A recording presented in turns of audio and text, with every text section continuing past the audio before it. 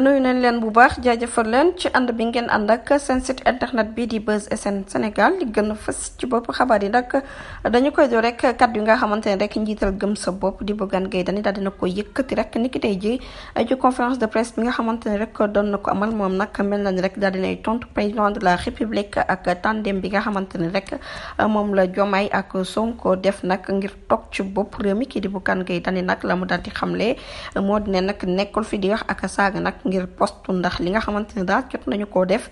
te ay meeram daal di koy def du lenn rek du loolu bëggoon changement ci biir réew mi way wàccee fi nekkoon di président de la république ba woon di Macky Sall moo nekkoon seen objectif ne na nag 54% yi nga xamante ne rek jamono ji ñi nekk ci nguur gi ñu ngi koy tiitaroo saa su nekk nañu xam ne ci 54% yooyu ñoom ci seen bopp nag ci lañ bokk maanaam daal ñoom coalition gëm sa bopp ci lañ bokk ndax nag daal di xeex injustice moo waral rek ñu wàccee fi Macky Sall daal di ut changement moom ci jëmi boppam rek nee na daal